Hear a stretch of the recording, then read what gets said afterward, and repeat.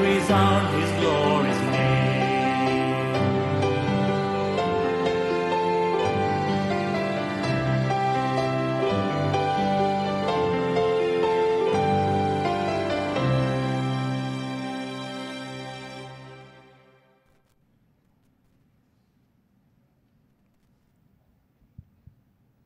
Selamat pagi, Bapak Ibu, saudara-saudara semua, bahkan anak-anak yang sudah hadir di saat ini. Selamat baku dapa lagi di Christ Chapel Manado. Firman Allah bagi umat Allah di Manado sampai di Indonesia. Hari ini di minggu pertama di bulan Agustus tanggal 4. Kita akan beribadah dan juga ada pelayanan perjamuan kudus.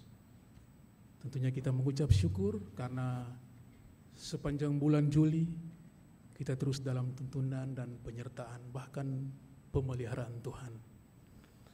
Jemaat yang dikasihi Tuhan, marilah kita masuk dalam hadirat Allah yang kudus. Mari kita mempersiapkan hati pikiran kita untuk datang kepadanya, menjawab panggilan ilahi yang berasal daripadanya. Mari kita bersaat teduh dan kita diiringi dengan kuperlukan juru selamat.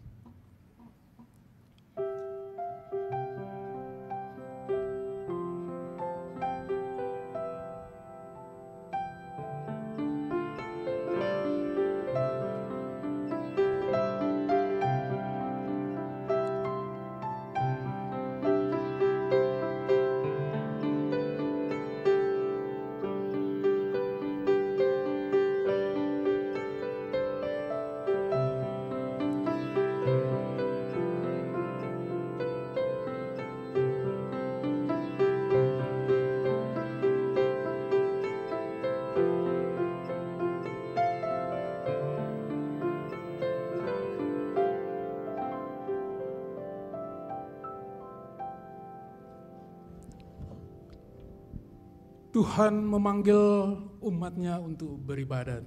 Jemaat dimohon berdiri. Kita akan mengucapkan Mazmur 72 ayat 18 hingga ayatnya yang ke-19.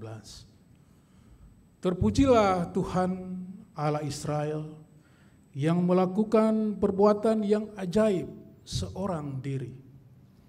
Dan terpujilah kiranya namanya yang mulia selama-lamanya. Dan kiranya kemuliaannya memenuhi seluruh bumi. Amin. Ya amin. Marilah kita memuji Allah, Tuhan kita dengan pujian pengagungan. Terpujilah Allah Bapa.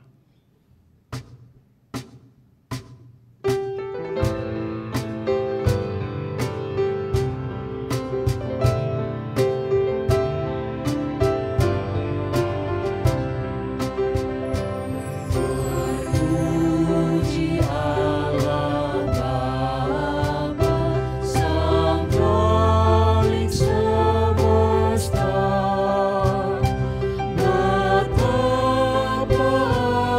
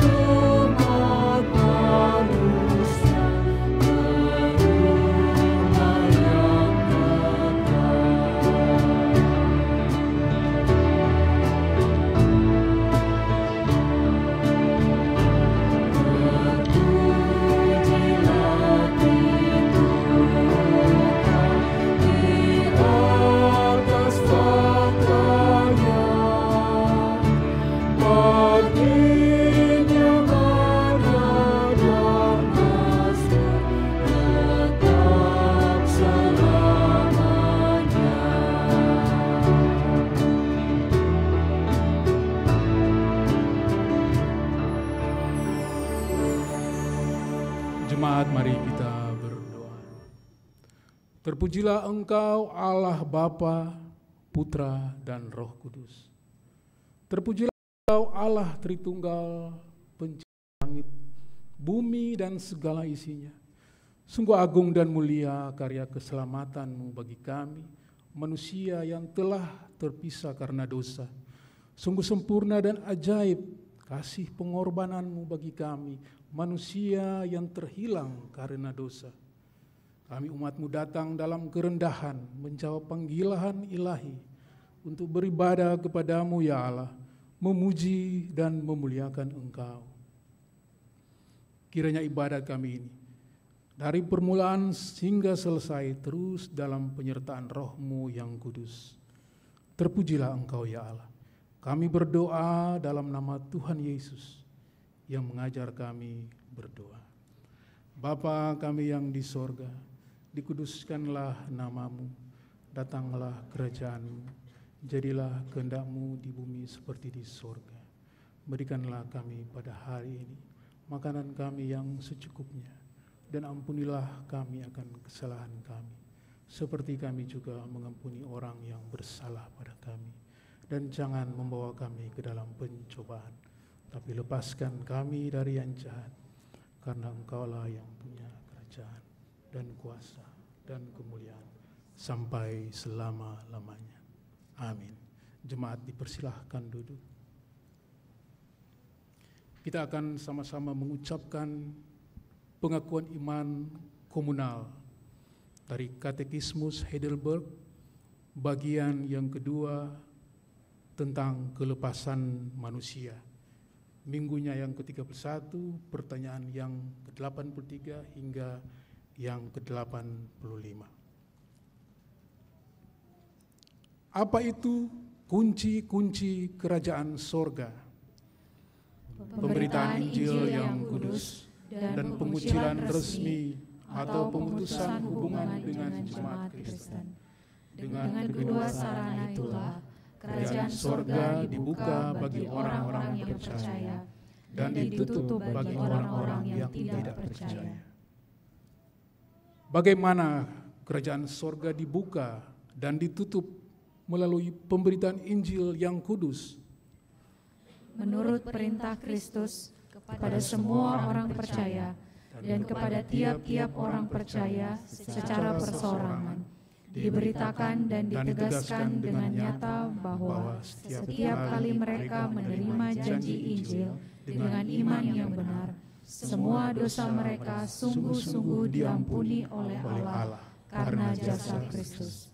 Sebaliknya, kepada semua orang yang tidak percaya dan mereka yang tidak sungguh-sungguh bertobat, diberitakan dan ditegaskan bahwa mereka tetap kena murka Allah dan hukuman yang kekal selama mereka tidak bertobat.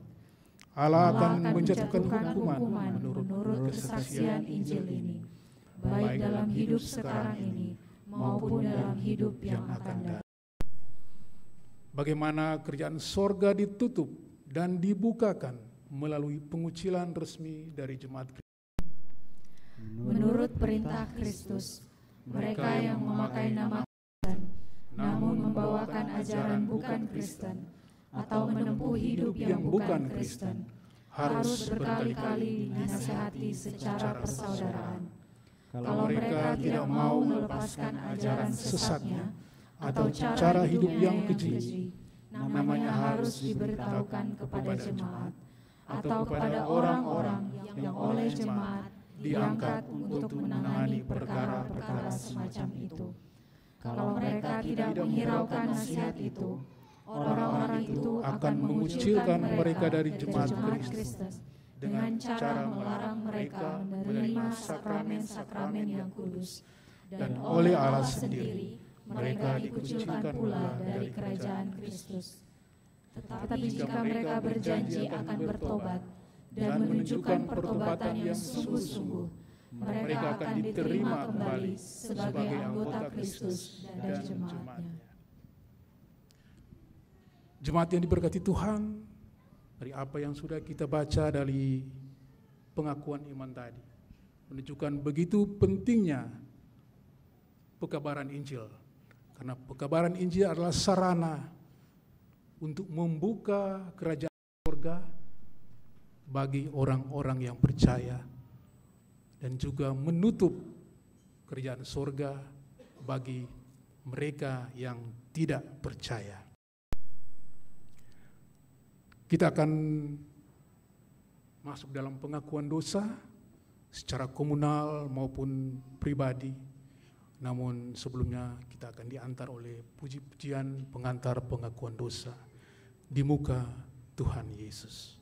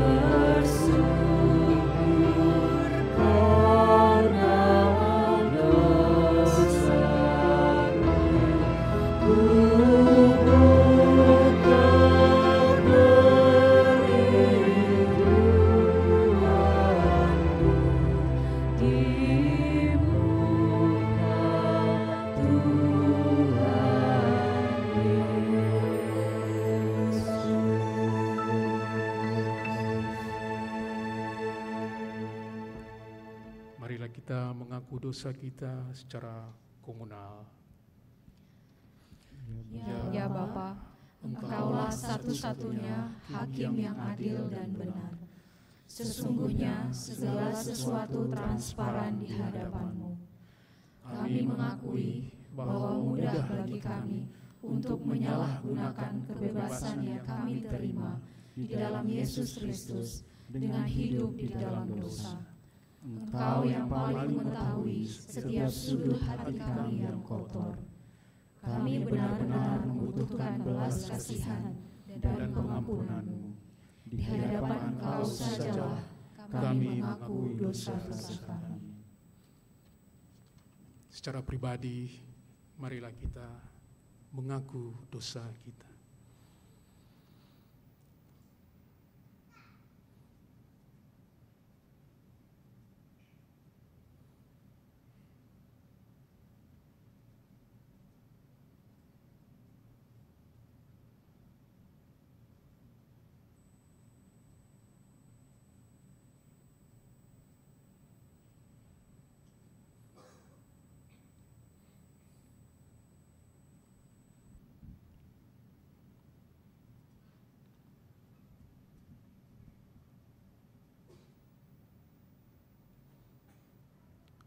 Bapa dalam surga, inilah kami umat-Mu yang datang mengaku segala kesalahan dan dosa pribadi kami di hadapan-Mu. Kasihanilah kami ya Allah. Amin. Kisah Para Rasul 13 ayatnya yang ke-38 hingga yang ke-39 adalah jaminan pengampunan atas seluruh dosa-dosa kita. Jadi ketahuilah hai saudara-saudara, oleh karena Dialah maka diberitakan kepada kamu pengampunan dosa, dan di dalam Dialah setiap orang yang percaya memperoleh pembebasan dari segala dosa yang tidak dapat kamu peroleh dari hukum Musa. Jemaat yang diberkati Tuhan, kesempatan berikut kita akan sama-sama berdoa syafaat. Dan ada 3 pokok doa yang akan kita naikkan di pagi hari ini. Yang pertama adalah untuk bangsa dan negara kita, bangsa Indonesia. Lebih detail lagi kita akan berdoa untuk penegakan hukum di negara kita. Yang kedua untuk gereja, dan yang terakhir untuk pergumulan dalam jemaat Christ Chapel Manado. Marilah jemaat kita berdoa. Bapa kami dalam surga, kami terus mengucap syukur karena kami terus disadarkan bahwa kami adalah orang-orang yang berdosa, yang sebenarnya tidak layak untuk menerima anugerah keselamatan daripadamu. Namun karena kasih-Mu Tuhan, Engkau datang mencari kami, membawa bahkan mengangkat kami sebagai anak-anak-Mu. Kami mengucap syukur Tuhan untuk kesempatan kami di pagi hari ini. Kami akan berdoa bagi bangsa dan negara kami Indonesia. Semua pergumulan, semua masalah, konstelasi politik bahkan yang saat ini sedang terjadi, yang sedang dialami, yang sedang dijalani oleh bangsa dan negara kami, kami akan percaya semua di dalam kendali Tuhan sendiri. Terima kasih Allah dalam surga. Bahkan kami secara khusus mau mendoakan masalah penegakan hukum yang terjadi di negara kita Tuhan, negara kami Indonesia. Kami sudah melihat, mendengar bahwa banyak sekali terjadi kesalahan-kesalahan di dalam penegakan hukum. Bahkan orang-orang yang tidak bersalah dihukum dan bahkan membebaskan orang-orang yang tidak bersalah. Kasihanilah kami ya Tuhan, sebagai apapun kami, bahkan lebih khusus kami sebagai aparat penegak hukum, dari kepolisian, kejaksaan, bahkan kehakiman. Biarlah kami boleh bekerja sesuai tugas tanggung jawab kami dengan sungguh-sungguh dan takut kepadamu Tuhan, agar penegakan hukum di negara kami boleh berdiri tegak, dan semua itu untuk memuliakan nama-Mu. Berdoa khusus bagi anak-anak-Mu yang bekerja sebagai aparat penegak hukum. Biarlah Tuhan terus menyertai mereka, memberikan hikmat kepada mereka, sehingga tugas-tugas sebagai aparat penegak hukum boleh dilaksanakan dengan sebaik-baiknya, hanya berlandaskan kepada kasih Kristus saja. Kami juga berdoa untuk proses transisi dari pemerintahan yang lama ke pemerintahan yang baru, yang saat ini sedang dalam persiapan Tuhan. Kiranya terus menyertai para pemimpin bangsa kami, agar proses ini boleh berjalan dengan baik. Terima kasih Tuhan Allah Bapa dalam surga. Kami juga berdoa juga untuk gereja-gereja yang ada di negara kami Indonesia. Banyak tantangan yang kami temui dari luar gereja kami, bahkan tantangan yang berasal dari dalam gereja kami sendiri.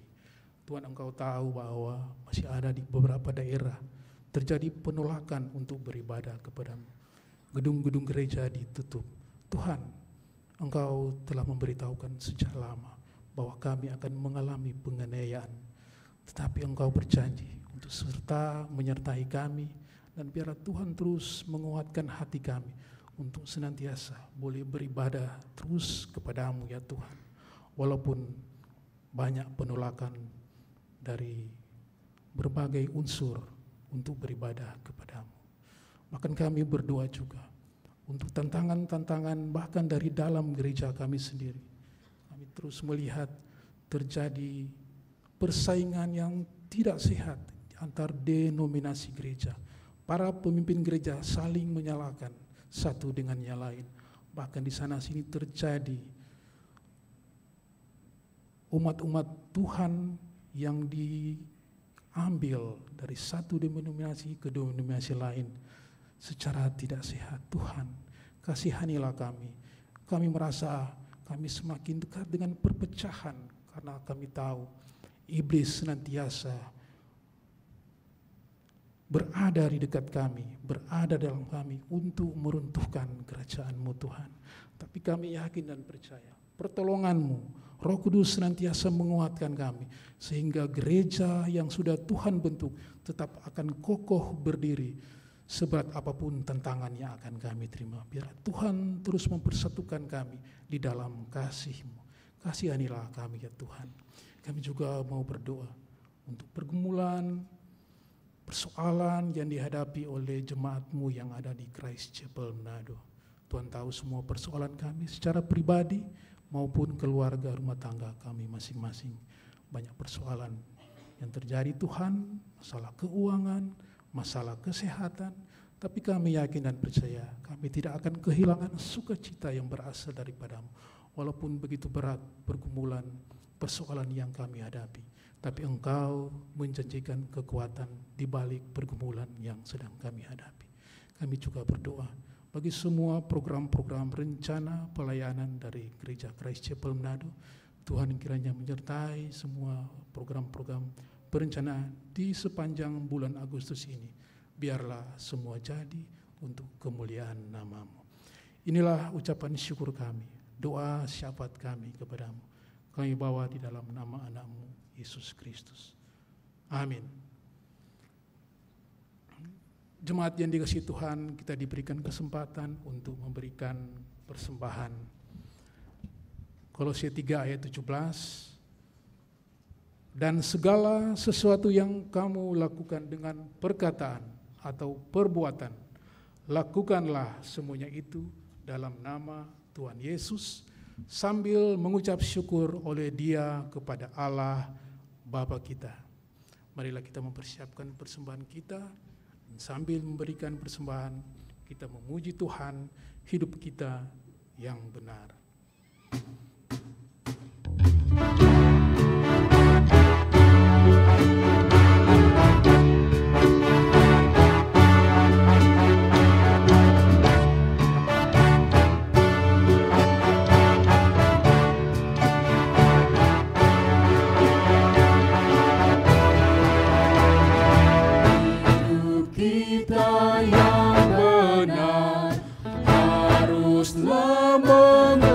Syukur dalam Kristus bergema, janganlah takabur. Dalam susah bersenang, dalam segala hal, aku bermaksud dan mengucap syukur, itu kehendak-Nya.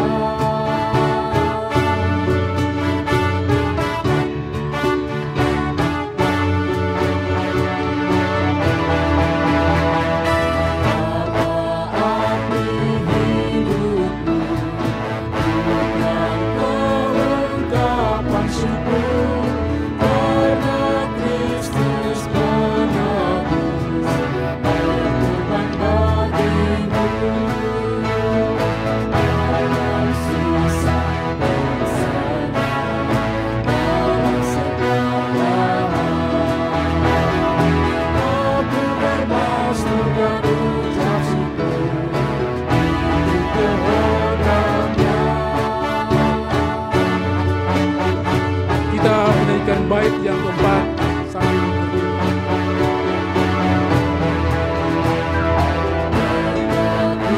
bersyukurlah hingga suaranya kau dengar, sungguh indah anakku, ungkapan syukurmu.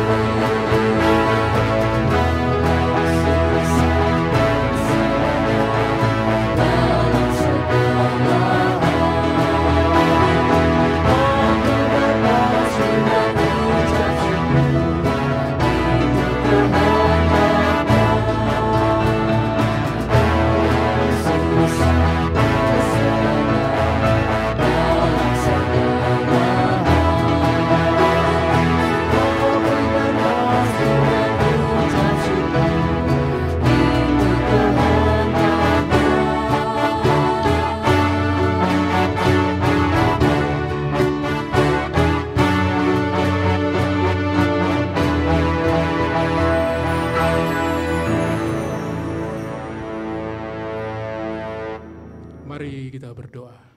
Bapa dalam surga, kami telah memberikan persembahan. Sungguh kecil ya Tuhan jika dibandingkan dengan besarnya anugerah kasih-Mu dalam kehidupan kami. Biarlah apa yang kami berikan ini, kami telah memberikan itu dengan sukarela tanpa paksaan. Biarlah Tuhan Engkau terima itu sebagai persembahan kami, berbau harum di hadapan hadirat-Mu ya Allah. Terima kasih Bapa. Tolonglah gereja yang akan mengelola persembahan ini, semua untuk kemuliaan nama-Mu. Dalam nama Tuhan Yesus kami berdoa. Amin. Jemaat dimohon untuk duduk kembali.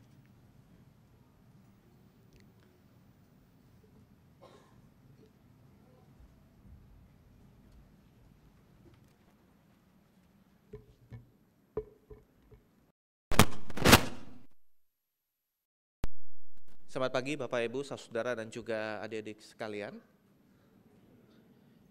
Hari ini kita akan melanjutkan bacaan kita dari Hakim-Hakim pasal 10.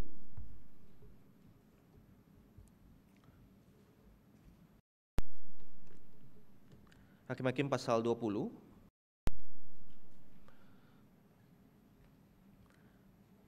Saya membaca lihatnya dari ayat 1 sampai ayat yang ke-11. Nanti sembari berlangsung kita juga akan lihat ayat-ayat setelahnya. Hakim-Hakim pasal 20 ayat 1 sampai ayat 11 saya akan bacakan. Lalu majulah seluruh orang Israel dari Dan sampai Beersheba, dan juga di Gilead umat itu berkumpul bersatu menghadap Tuhan di Mizpah. Kemudian tampillah para pemimpin dari seluruh bangsa itu, dari setiap suku orang Israel, memimpin himpunan umat Allah. 400.000 tentara berjalan kaki bersenjatakan pedang. Bani Benjamin pun mendengar bahwa orang Israel telah maju ke Mizpah. Lalu orang Israel berkata, ceritakan bagaimana kejahatan itu terjadi. Orang Lewi, suami perempuan yang dibunuh itu, menjawab, aku dan gundikku sampai di Gibea milik suku Benjamin untuk bermalam di sana. Lalu warga kota Gibea datang menyerang aku dan mengepung rumah itu pada malam hari.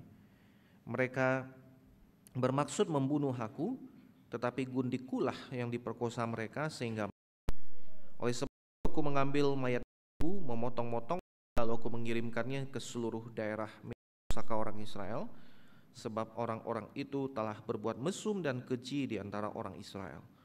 Sekarang kamu sekalian orang Israel, berikanlah di sini pertimbanganmu dan nasihatmu. Kemudian seluruh bangsa itu bangkit bersatu sambil berkata, seorang dari antara kita tak akan pergi ke kemahnya, seorang pun dari antara kita tak akan pulang ke rumahnya. Inilah yang akan kita lakukan terhadap Gibea, memeranginya menurut undi. Kita akan memilih dari seluruh suku Israel 10 orang dari setiap 100, 100 dari setiap 1.000, 1.000 dari setiap 10.000, untuk mengambil bekal bagi pasukan. Sesudah mereka datang, dilakukan Gibea Benjamin setimpal dengan semua perbuatan keji yang telah mereka perbuat di antara orang Israel.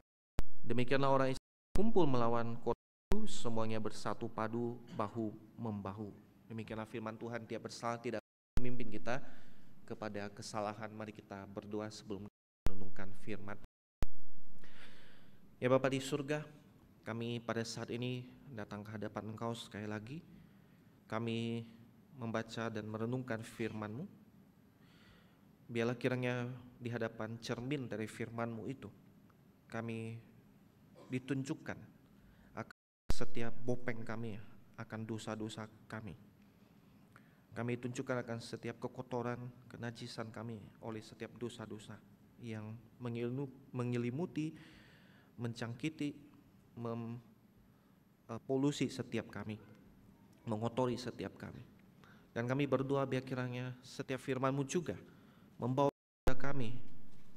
kami kepada kebutuhan kami yang terdalam, yaitu juru selamat, pengampunan, pembersihan. Hanya bisa kami terima di dalam Yesus Kristus.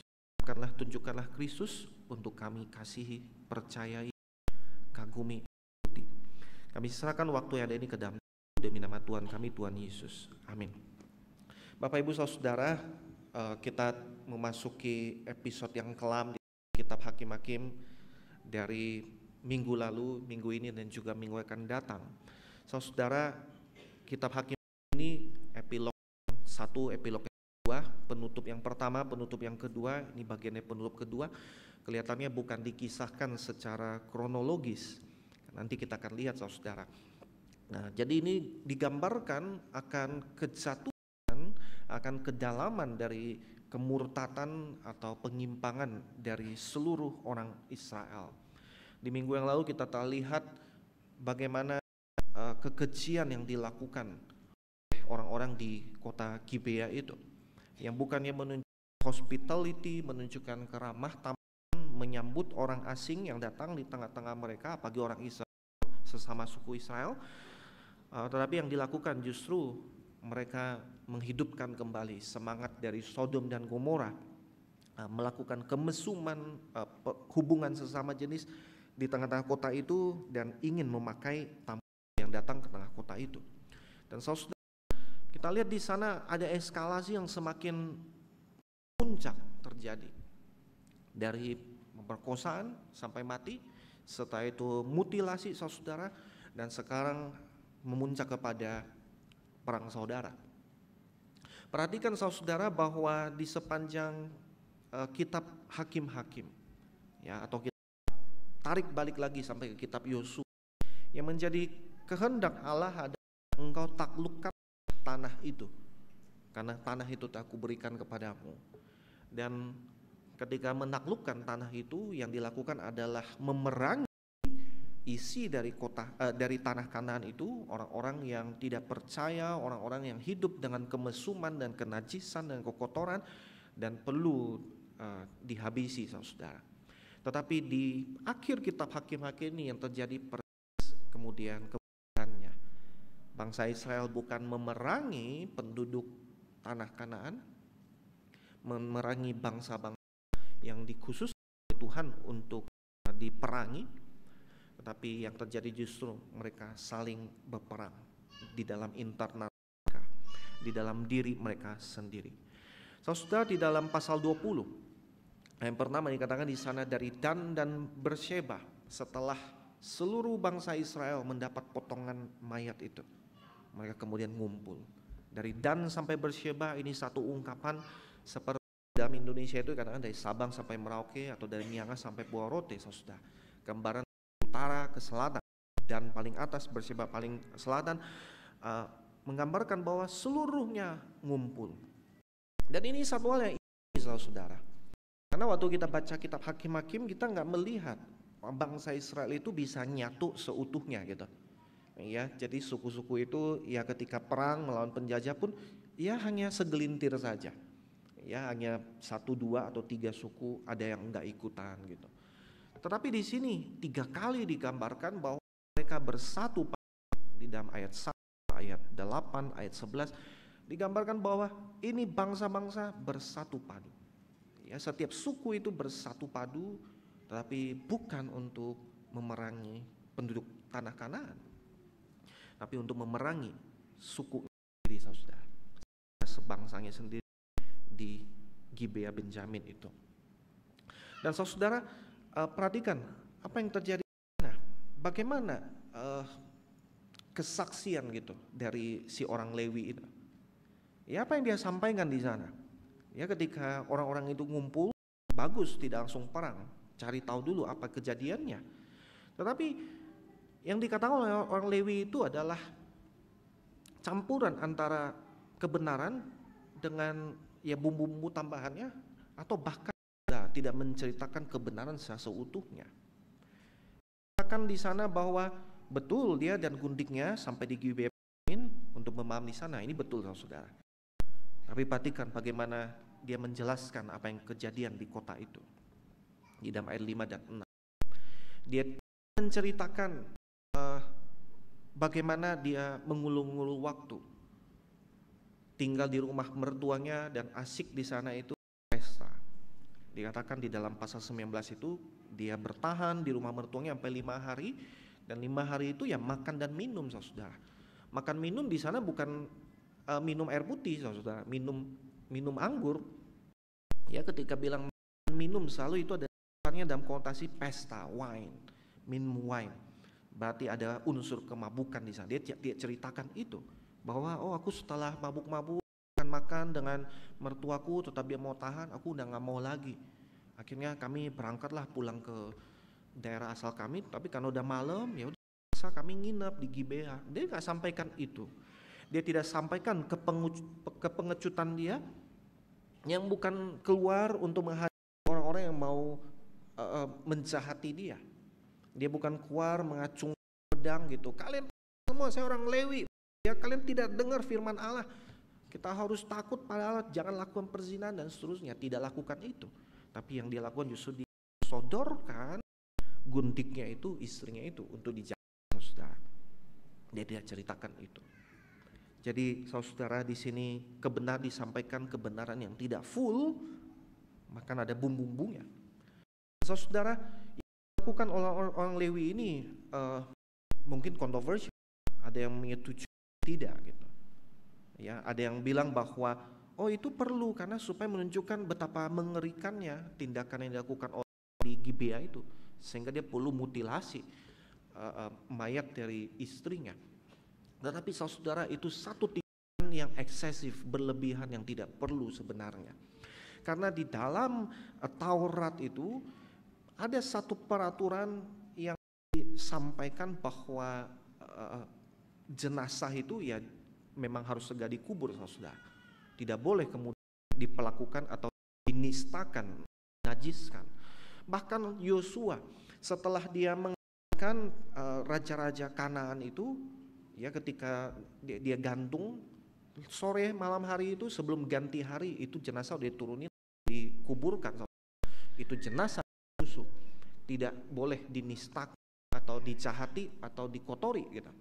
Karena untuk menunjukkan penghargaan terhadap kehidupan, terhadap Allah yang menciptakan manusia menurut gambar rupanya. Dan di sini yang oleh orang Lewi justru potong-potong, mutilasi istrinya sendiri, mayatnya itu, dan dikirimkan. Sehingga betul-betul ini victim yang sudah jatuh dan timpa tangga. Tidak dihormati waktu masih hidup, dan waktu mati pun tidak dapat penghormatan. Jadi saudara, kita lihat betapa banyak kejatuhan dari bangsa Israel. Lalu apa yang mereka lakukan? Mereka bersatu padu dan akan pergi memerangi kota Gibea Benjamin ini. Saudara, yang mereka perbuat setelah itu tidak langsung melakukan perang, saudara. Ya, tapi mereka dikatakan meminta petunjuk. Nah, mari kita lihat di dalam ayat 12 dan seterusnya. Suku-suku Israel kemudian mengutus orang kepada seluruh suku Benjamin dengan pesan, kejahatan apa yang terjadi di antara kamu? Sekarang serahkanlah orang-orang durjana yang di Gibea, supaya kami menghukum mati mereka dan menyingkirkan yang jahat dari antara orang Israel. Tetapi Bani Benjamin tidak mau mendengar perkataan saudara-saudaranya orang Israel. Sebaliknya, Bani Benjamin dari kota-kota mereka berkumpul di Gibea untuk maju berperang melawan orang Israel. Pada hari itu Bani Benjamin mengerahkan dari kota-kota 26.000 orang bersenjatakan pedang, belum termasuk penduduk Gibea yang mengerahkan 700 orang pilihan. Dari seluruh pasukan 700 orang pilihan itu bertangan kidal. Setiap orang dari mereka mengumban, bahkan sampai kena sehelai rambut tanpa meleset. Orang Israel pun di luar suku Benjamin mengerahkan 400.000 orang bersenjatakan pedang. Semua orang ini prajurit. Saudara, ketika dosa sedemikian membutakan kita, sedemikian mengotori kita, sedemikian mempolusi kita, maka bahkan ketika dimintakan pertanggungjawaban, kita malah akan menutup-nutupi. Kita bahkan membela hal yang salah dengan alasan-alasan yang salah, dengan alasan-alasan yang keliru. Satu berhala yang berulang kali disembah di dalam sejarah itu adalah berhala ras, saudara, berhala kesukuan, berhala dari tribal itu. Saudara, orang Benjamin ketika mengetahui satu orang mereka melakukan kekejadian sedemikian rupa, bukannya kemudian berseru di dalam pertobatan, bukannya kemudian melihat oh ada satu hal yang betul-betul nista, betul-betul kotor terjadi di tengah-tengah kita dan ini kayak cancer yang potong dihabisi, bukannya muncul pemikiran demikian, tapi justru pemikiran oh ini suku sebangsa kita, kota milik kita harus bela.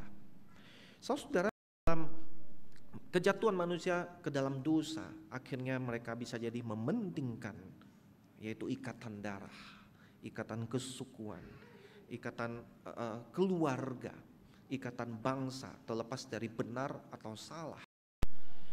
Orang-orang bisa jadi membela perang, ya entah di Rusia, di Ukraina, di Israel, di Gaza, atas dasar semata-mata karena tertentu, saudara.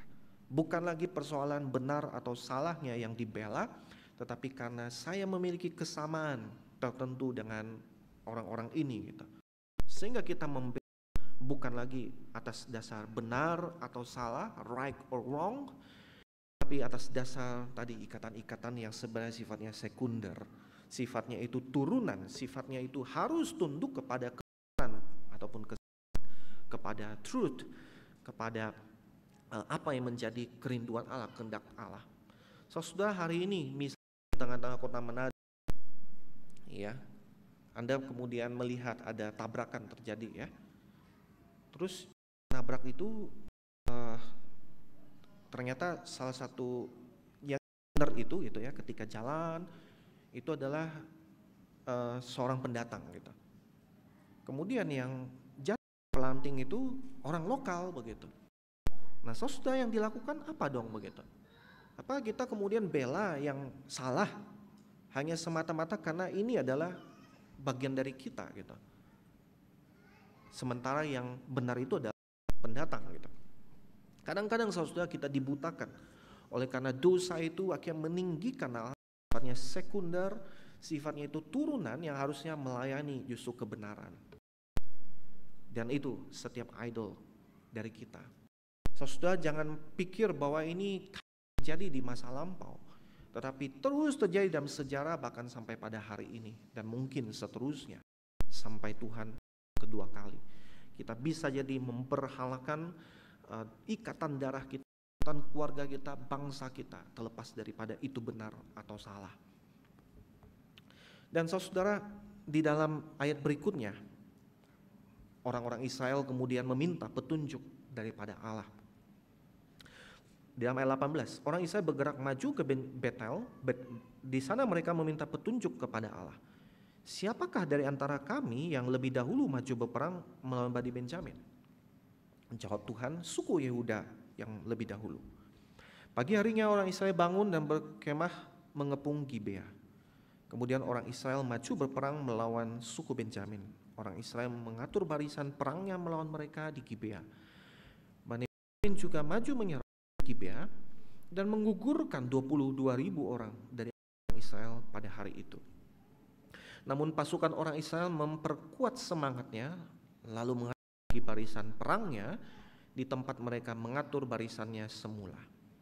Orang Israel lalu pergi menangis di hadapan Tuhan sampai petang. Mereka meminta petunjuk kepada Tuhan. Haruskah kami pergi lagi berperang melawan Bani Benjamin, saudara kami? Jawab Tuhan, majulah melawan mereka. Orang Israel pun maju mendekati Bani Benjamin pada hari kedua. Suku Benjamin juga maju dari Gibea menyerbu mereka pada hari kedua itu dan menggugurkan 18.000 orang dari antara orang Israel. Semua orang ini bersenjatakan pedang. Kemudian semua orang Israel, seluruh bangsa itu bergerak kembali ke Betel. Karena mereka duduk menangis di hadapan Tuhan, berpuasa sampai petang pada hari itu, mempersembahkan kurban bakaran dan kurban keselamatan di hadapan Tuhan. Orang Israel meminta petunjuk kepada Tuhan. Pada waktu itu tabut perjanjian Allah ada di sana dan Pinehas bin Eleazar Harun menjadi imam Allah. Kata mereka, haruskah kami maju sekali lagi berperang melawan Bani Benjamin saudara kami, atau haruskah kami hentikan saja? Jawab Tuhan, majulah, sebab besok aku akan menyerahkan mereka ke dalam tanganmu. Saudara, perhatikan bahwa di sana ini mungkin menjadi pertanyaan bagi kita. Ya, kenapa perlu seperti ini cara mereka berperang? Karena Gibea itu terletak di atas bukit, di atas gunung, dan ini sudah pasti saudara susah untuk diserang. Ini zaman di mana peperangan itu dengan infanteri atau kavaleri, ya, dengan jalan kaki atau dengan berkuda saudara. Belum ada pesawat terbang saudara, ya. Jadi perang darat ini. Dan ini di atas bukit kota Gibea ini sangat terlindung dan aksesnya itu hanya satu atau dua, sehingga ketika berperang ya harus maju itu satu suku begitu, satu batalion, dua batalion. Tidak bisa 400.000 itu langsung pergi maju untuk perangin saudara. Dan itu ya mereka ya udah di atas angin lagi kita. Bayangkan saudara, seandainya hari ini ya kita mau pergi perang melawan kota Tomohon misalnya. Nah ya udah dijagain aja di akses menuju Tomohon, betul ya. Mau Anda punya sebanyak apapun, tentunya untuk perang ya harus lewat satu-satu begitu. Dan ya, yang defense itu akan di atas angin. Nah sehingga mereka kalah berulang dan berulang. Tetapi pertanyaannya begini saudara, ya kenapa perlu minta petunjuk sampai 3 kali? Kenapa mereka kalah meskipun ada perkenanan Tuhan? Nah disinilah satu hal yang perlu kita pikirkan dan akan bersama, bahwa perkenanan Tuhan belum tentu diikuti dengan satu kesuksesan. Kadang kita berpikir ini ada perkenanan Tuhan, pasti mulus, pasti berjalan dengan baik, pasti menang. Belum tentu saudara. Bisa jadi perkenanan Tuhan, Anda pergi tempat buka gereja, buka sekolah, belum tentu saudara kemudian diikuti dengan pertobatan massal. Percaya pada Tuhan, belum tentu kejadian demikian. Bisa jadi di dalam doa kita, di dalam pergumulan kita menyadari Tuhan menginginkan saya membuka usaha baru di sini dan di sana, tapi belum tentu kejadian kemudian akan mulus, akan lancar, akan berjalan dengan baik saudara. Belum tentu demikian. Dan perkenanan kita meminta petunjuk dan kemudian mungkin Tuhan bukakan, ya, mau buka kelas pada anak-anak baru, belum tentu mulus kemudian saudara. Ya, perkenanan Tuhan bukan berarti menjanjikan ada sebuah kemulusan di dalamnya. Tapi kemudian mari kita lihat mendalam lagi, kan bisa sampai 3 kali. Kalau kita lihat ternyata ada satu derajat ketulusan yang semakin mendalam di dalam cara mereka meminta petunjuk itu. Saudara, dalam permintaan petunjuk paling awal yang mereka nanya itu, siapa dari antara kami yang harus lebih dahulu berperang melawan Benjamin? Bukan nanya, Tuhan haruskah kami perangi orang-orang Benjamin ini? Asumsinya adalah memang kita harus perangin, kita harus habisin gitu. Dan siapa yang maju duluan ya gitu. Ya. Dan ini jawabannya itu udah pasti dari undi ya, karena di dalam ayat 9 dikatakan memeranginya menurut undi gitu.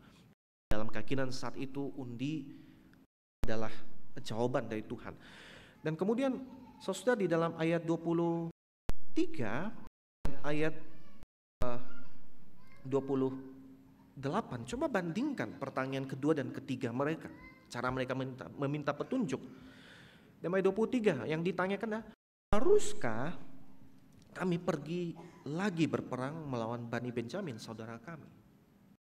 Dan kemudian coba ayat 28, haruskah kami maju sekali lagi berperang melawan Bani Benjamin saudara kami, atau haruskah kami hentikan saja? Jadi apa bedanya saudara yang kedua sama yang ketiga? Apa bedanya? Apa bedanya saudara?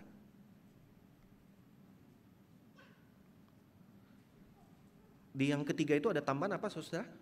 Atau haruskah kami hentikan saja gitu? Kalau yang kedua kayaknya nggak ada pilihan saudara. Ya Tuhan nggak ada pilihan tuh gitu. Ya apakah ini yes atau no? Enggak saudara. Haruskah kami pergi berperang melawan Bani Benjamin saudara kami begitu ya? Nah, yang kedua, haruskah kami berperang melawan Bani Benjamin ataukah haruskah kami hentikan saja? Jadi kita lihat bahwa satu keseriusan yang makin humble gitu di dalam mencari petunjuk itu. Kalau yang pertama pokoknya kami yakin kita harus perang, maka nanyanya adalah siapa yang harus maju perang gitu.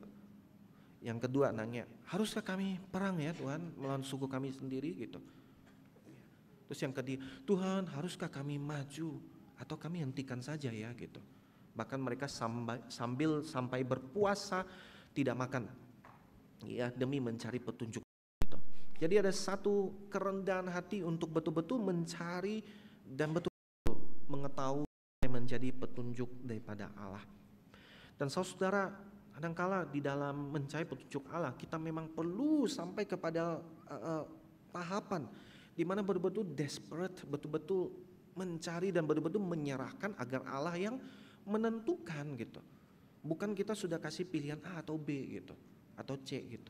Tapi itu semua adalah yang hasil pemikiran kita, hasil keinginan kita. Bukan sepenuhnya minta bahwa Allah engkau yang deh. Ya iya atau enggak gitu. Atau tunggu. Kita akan memenjarakan Tuhan dengan asumsi kita, naskah kita, keinginan kita, sehingga seakan-akan Allah hanya menjadi mesin pemberkat begitu ya, blessing machine gitu.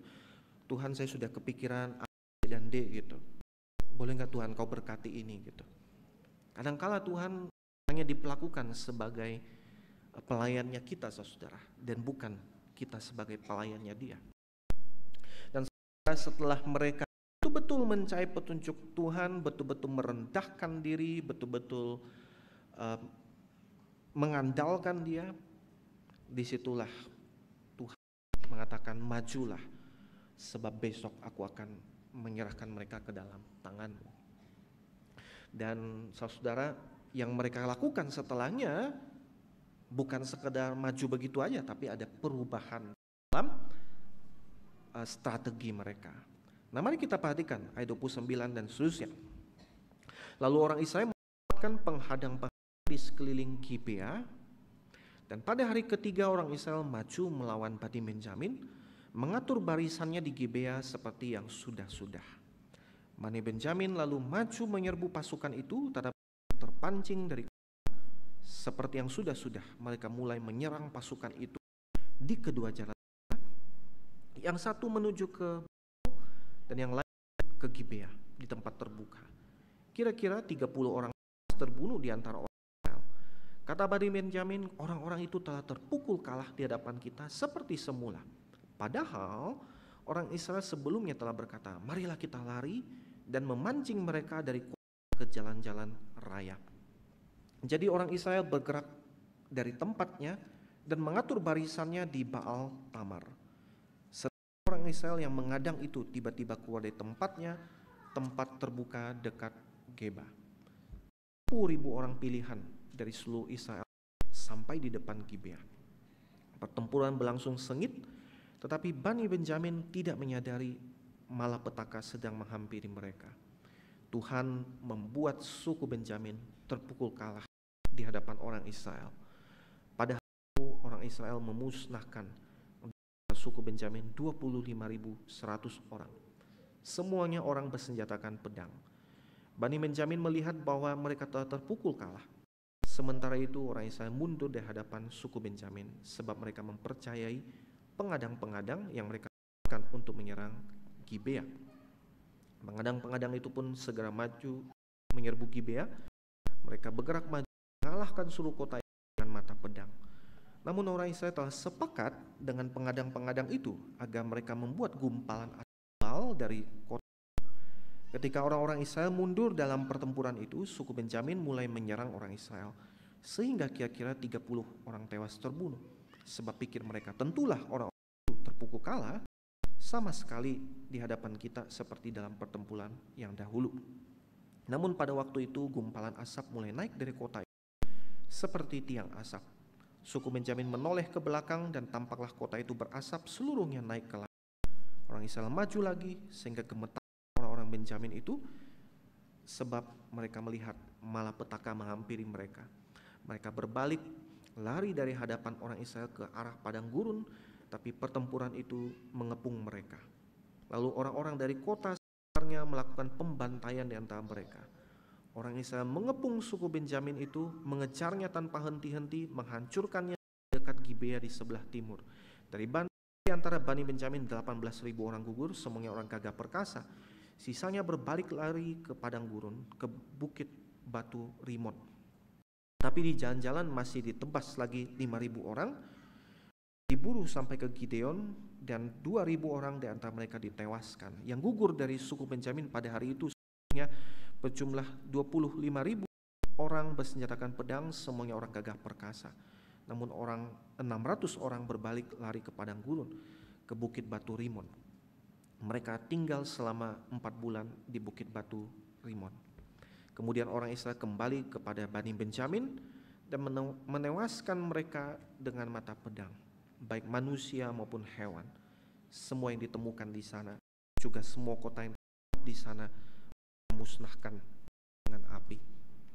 Jadi saudara, kita mungkin tidak akan lihat secara keseluruhan karena di dalam kisah itu didetailkan ya, dan ada 2 catatan di sana menggambarkan perang yang sama tapi dari perspektif yang berbeda. Ada yang langsung perang kemudian diceritakan ulang itu dalam sense lebih detail gitu ya, bagaimana orang-orang yang tadi menghadang yang duluan itu bakar kota dan kemudian orang-orang Benjamin jadi ketakutan dan seterusnya. Tapi pada intinya akhirnya dikalahkan orang-orang Benjamin ini pada hari yang ketiga, upaya yang ketiga. Tetapi mari kita lihat puncak atau klimaks dari peperangan ini. Di dalam ayat 48, orang Israel kembali kepada Bani Benjamin, menewaskan mereka dengan mata baik manusia maupun semua yang ditemukan di sana. Juga semua kota yang terdapat di sana mereka musnahkan dengan api. Artinya saudara, termasuk perempuan, termasuk anak-anak, termasuk dikatakan di sana hewan. Saudara coba pikirkan, ini penduduk kota Gibea yang melakukan kejahatan, ya, dan sekarang mereka berupaya perang untuk mengupayakan keadilan. Dan saya, apakah pada akhirnya keadilan tercapai? Atau yang terjadi justru adalah pembantaian? Saudara, yang terjadi di akhir dari pasal 20 bukanlah justice ditegakkan, tapi genosida, pembantaian.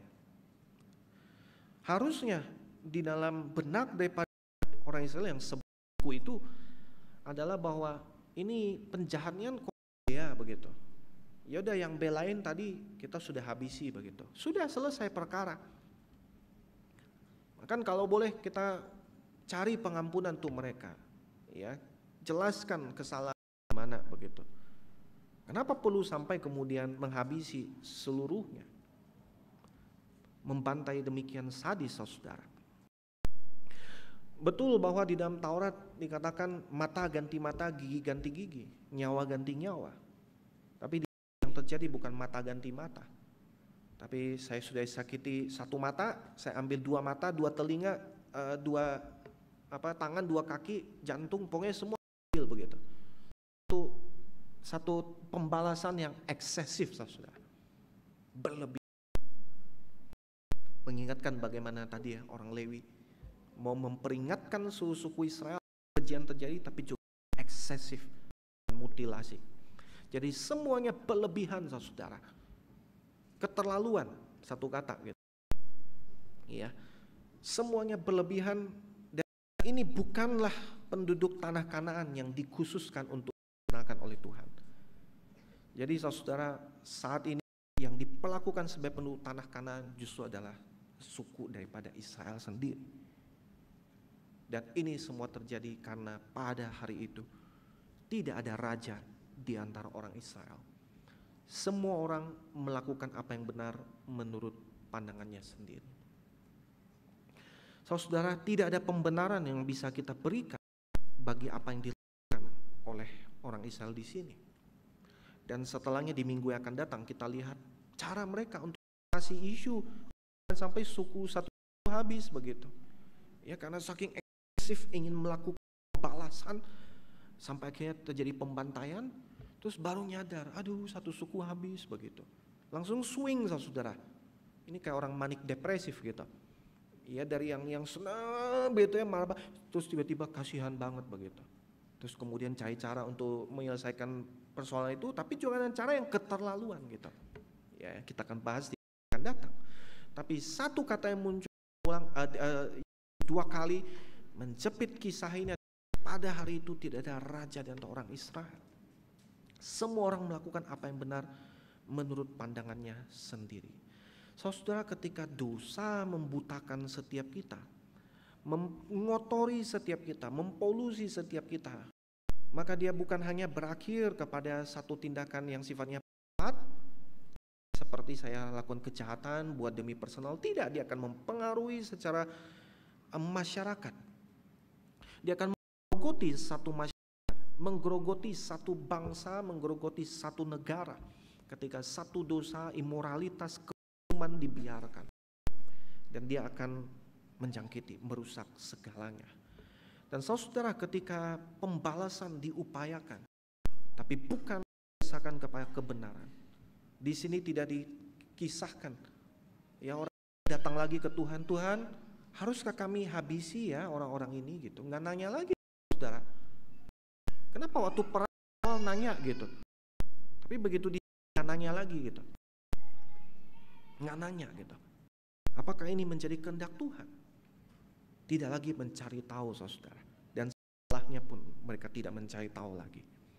Tetapi berupaya membuat polisi, kebijakan-kebijakan berdasarkan pemikiran mereka, berdasarkan keyakinan mereka, berdasarkan kemauan mereka, saudara. Dan ini semua menunjukkan kejatuhan, betapa dosa itu demikian keji, dan betapa saudara ini kelam sekali, karena tidak ada penyelamatan, tidak ada penebusan, tidak ada pengampunan di dalam kisah yang gelap ini.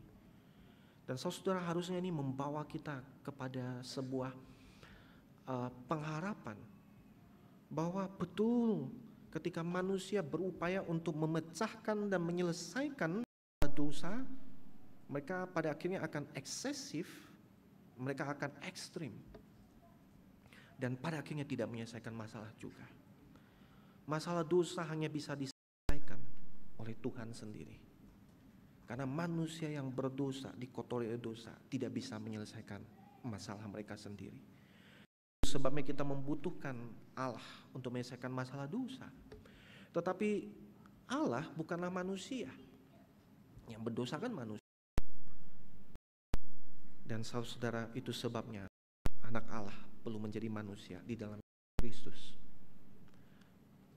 supaya ia sebagai manusia dan juga sebagai Allah boleh menyelesaikan masalah dosa itu, bukan dengan cara membalaskan, tapi dengan cara menelan,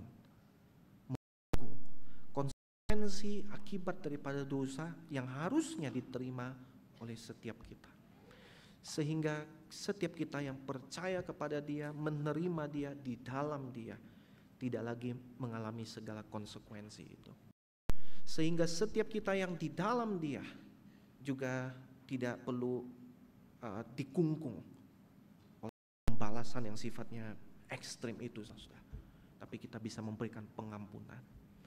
Saudara, Kristus yang seperti itulah yang hari ini sekali lagi akan kita beritakan dan kita beritakan.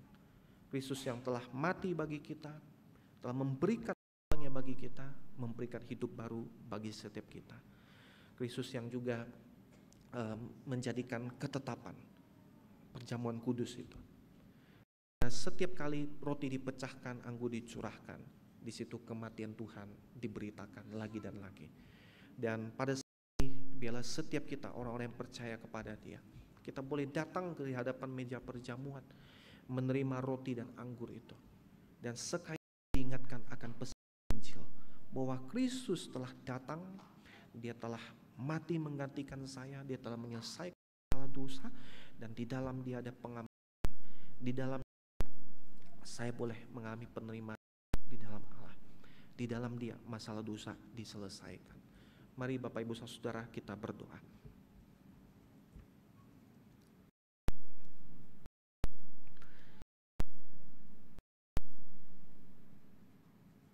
Ya Tuhan, kami menyadari betapa dosa demikian keji dan jahat. Dosa merusak bukan hanya secara individu, tapi juga merusak masyarakat, satu bangsa, satu negara. Dan ketika kami berupaya menyelesaikan masalah dosa dengan cara-cara kami, dengan pikiran kami, dengan kebijaksanaan kami, seringkali akhirnya jauh lebih buruk, lebih sadis, lebih ekstrim. Dan kami pada akhirnya semakin terbelenggu di dalam dosa itu sendiri. Dan kami betul-betul ya Tuhan, hanya bisa berseru, celakalah kami, celakalah kami. Siapa yang bisa melepaskan kami daripada segala dosa ini? Tapi puji Tuhan, karena Engkau yang tidak meninggalkan kami terus berkanjang dan digerogoti dosa dan pada akhirnya maut, tapi Engkau Allah yang berkenan mengutus Tuhan kami, Tuhan Yesus Kristus, untuk menjadi juru selamat bagi setiap kami orang berdosa. Selesaikan masalah kekacauan akibat dosa. Dan kami berdoa, ya Tuhan, biar setiap kali kami membaca merenungkan kitab Hakim-Hakim ini, kami dituntun kepada Kristus lagi dan lagi. From Judges to Jesus, from chaos to Christ. Dari kekacauan kepada Kristus. Dari setiap hakim-hakim itu, kami memandang lagi dan lagi kepada Kristus. Ini ada juru selamat kami satu-satunya, Raja yang kami butuhkan, yang akan memerintah setiap kami dengan kebenaran dan keadilan itu. Yang akan memimpin kami dengan firman-Nya yang adalah kebenaran itu. Dan kami berdoa, biarlah pimpinan-Mu terus dan terus kami alami sepanjang hidup kami, sampai kami bertemu dengan Kristus muka dengan muka kelak. Dan saat ini di dalam penantian kami, di dalam perjalanan kami di dalam dunia ini, kami bersyukur karena Engkau Tuhan Allah kami mengundang kami di hadapan meja perjamuan, sakramen yang Kau berikan bagi setiap kami. Sana anugerah untuk menguatkan kami, mengingatkan kami, memeteraikan setiap kami akan janji-janji-Mu, yang memberitakan lagi dan lagi akan Injil itu. Biarlah ya Tuhan, sementara kami menikmati roti dan anggur nanti, kami mendengar berita Injil itu disampaikan lagi dan lagi, dan iman kami dibaharui, dibangun di dalam melaluinya. Kami berdoa di dalam nama Tuhan kami, Tuhan Yesus Kristus. Amin. Kita akan menyanyikan satu pujian untuk mempersiapkan kita mengikuti perjamuan kudus.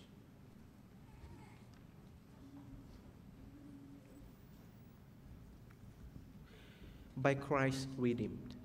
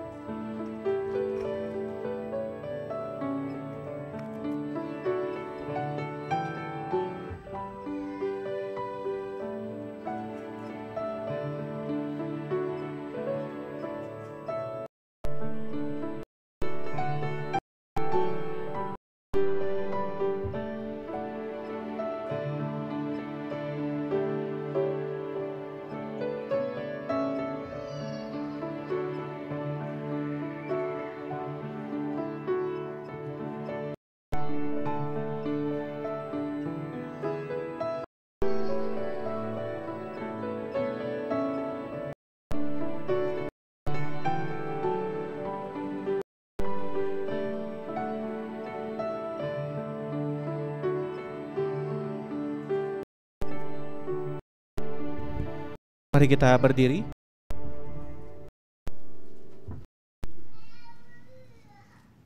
Tuhan Yesus berkata, ambillah makanlah, ini tubuhku yang diserahkan bagi kamu. Mari kita makan roti ini bersama-sama.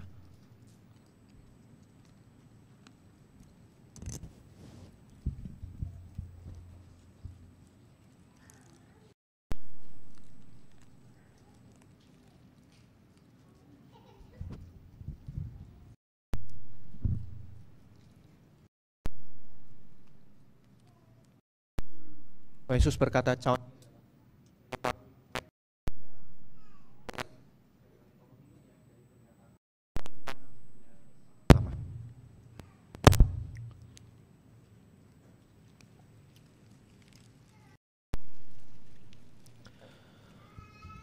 mari kita berdoa. Ya Tuhan, kami bersyukur untuk undangan yang Kau berikan pada setiap kami untuk makan dan minum roti dan juga anggur pada hari ini. Kami berdoa kiranya setiap kami diberikan gairah yang baru untuk mengasihi Engkau, untuk mengikut Engkau, untuk menghormati Engkau. Kami berdoa kiranya Engkau terus menguatkan iman setiap kami, dan terus iman kami kiranya boleh bertumbuh dari hari ke hari, dari waktu ke waktu. Dan pakai kami ya Tuhan lewat hidup kami, lewat kata karya kami seluruhnya, untuk boleh memberitakan akan Kristus lagi. Ini doa dan permohonan kami yang kami panjatkan hanya demi nama Tuhan kami, Tuhan Yesus Kristus. Amin. Silakan duduk. Kita akan memberikan bahan.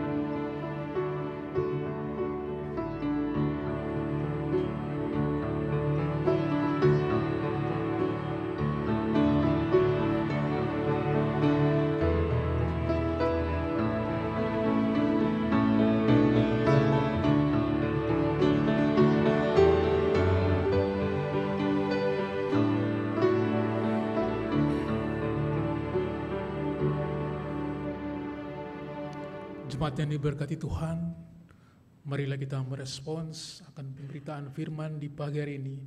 Sambil berdiri kita menyanyikan, Lord, keep me from this evil and perverted age.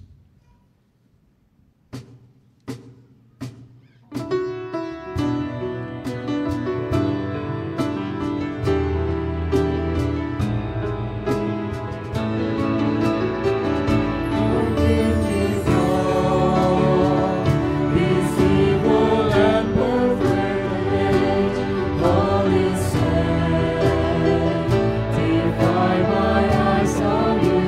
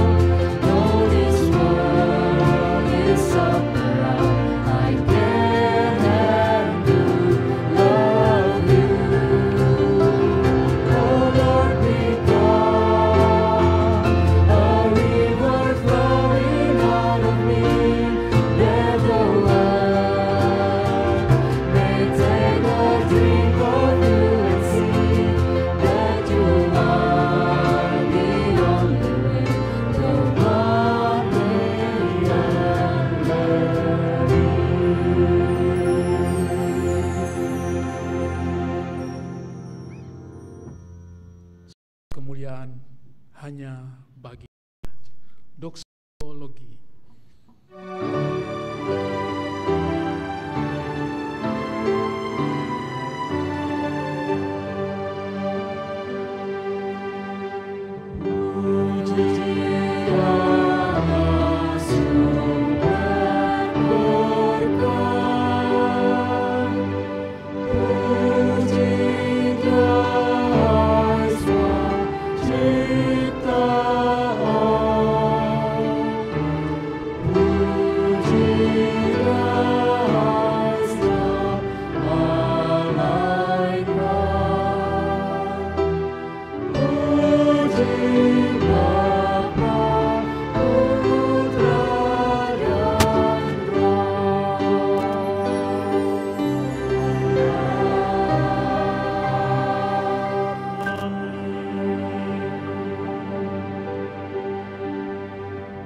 Jemaat yang terkasih dalam Tuhan, di penghujung ibadah ini Tuhan mengutus setiap kita kembali ke dalam dunia, dan Tuhan ketahuilah bahwa Tuhan melindungi setiap kita, dan bila dimanapun kapanpun kita berada, kita boleh menjadi berkat, memperkenalkan namanya, satu-satunya juru selamat dari manusia, dan terimalah berkat daripadanya.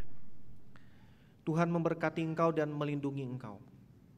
Tuhan menyinari engkau dengan wajah-Nya dan memberi engkau kasih karunia. Tuhan menghadapkan wajah-Nya kepadamu, beri engkau shalom, damai sejahtera, mulai dari hari ini sampai selama-lamanya. Amin.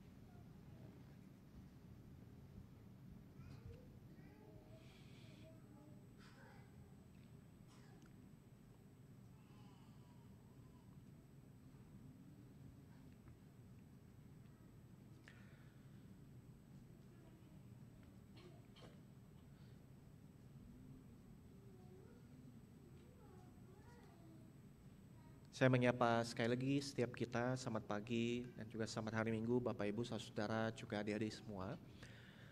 Sebelum saya menyampaikan beberapa warta, saya ingin bertanya apakah ada di antara Bapak Ibu, saudara atau adik-adik di sini yang baru pertama kali ibadah di Christ Chapel Manado. Kalau misalnya ada, bolehkah berkenan untuk mengangkat tangan sebentar supaya kami bisa menyambut?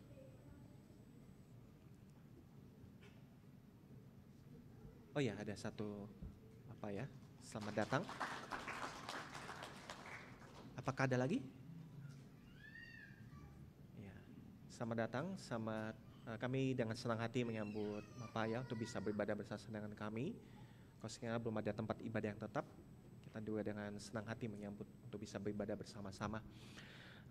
Bapak Ibu saudara, ada beberapa warta yang perlu saya sampaikan.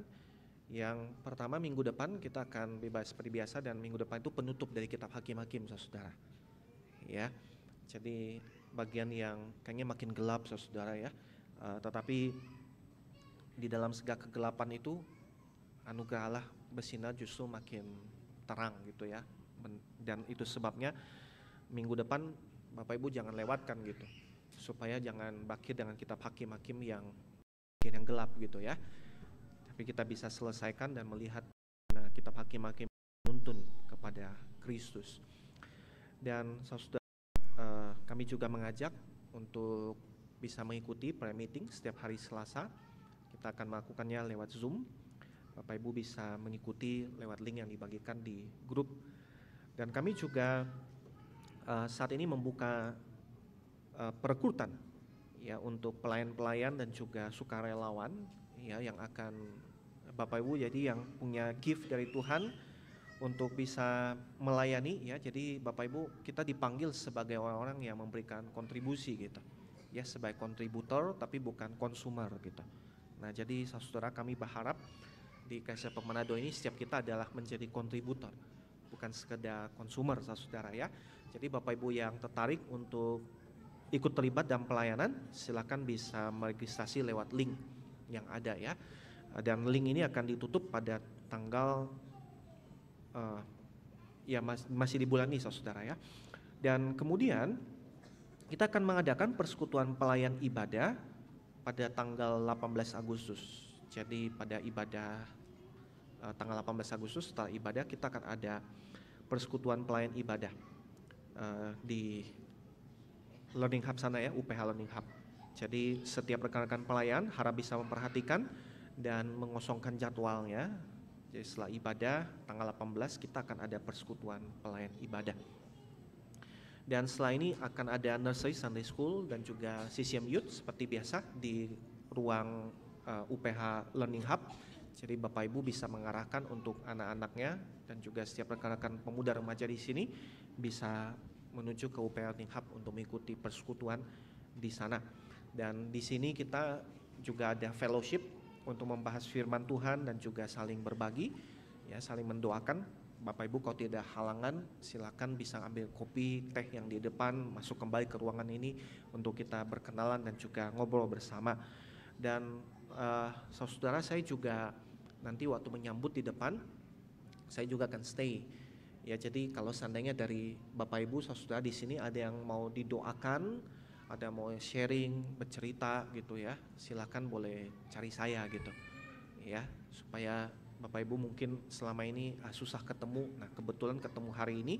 Kalau Bapak Ibu butuh didoakan, butuh untuk didengarkan bahkan gitu ya, silakan, saya menyediakan waktu di depan. Silakan ganggu saya saudara. Saya tidak masa diganggu ya. Jadi silakan boleh cari gitu. Dan mari kita bisa meninggalkan ruangan ini sambil bersalaman, berkenalan satu dengan yang lainnya. Terima kasih, kiranya Tuhan memberkati.